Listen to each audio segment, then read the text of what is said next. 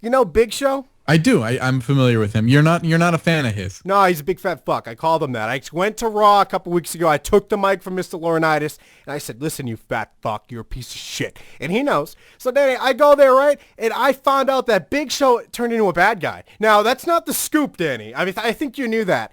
But the scoop, Danny, on the down low, don't tell anyone where you got this, I know his new finisher.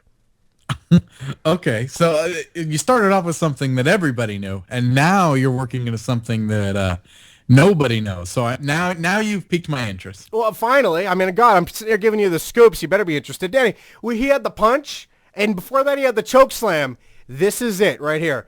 Big Show's new finisher is the schoolboy. Now, what he's going to do, because he's so big, Danny, he realized he could punch people out, but no one bought it. However, that big frame, Danny, he's going to start sneaking up on people, right? Rolling them up. No one's kicking out, Danny. This guy's like 9,000 pounds. That's the other scoop. As horrible of a finisher as that would be, it would also make a lot of sense and somehow work for him because of his size. Like, if he did roll you up like that, like, I imagine it would be harder to kick out than of anyone else doing it. Well, Danny, doesn't it make more sense, as much sense as the punch? Like, we all criticize this WMD, which, by the way, is his old finisher now. Let's make this clear.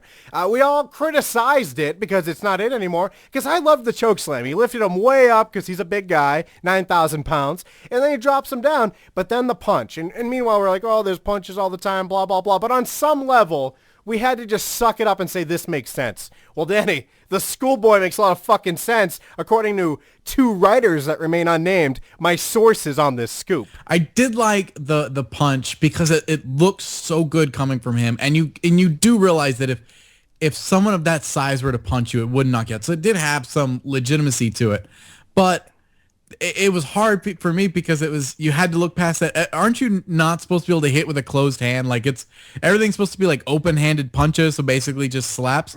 But yet if it's your finisher, then it's all okay. Holy shit, Danny. Well, you're right. That was an illegal move. That was his finishing move. He would hype up. He would taunt. He'd get his arm ready. Meanwhile, he's basically saying, I'm going to hit you with a chair. I'm going to low blow you. It's like Ric Flair hyping up like doing like when you say fuck you to somebody with your arm, he's just doing this. Get up, get up. And then he hits him with it. And the referee's like, all right, wait. Pin him first. If he kicks out, you're disqualified. Yeah, luckily, people like John Cena who can take a beating from Brock Lesnar for 20 minutes. You get punched by Big Show, you take that illegal punch, you stay down for the next, good 10 or 15. You don't get up till the cameras go off.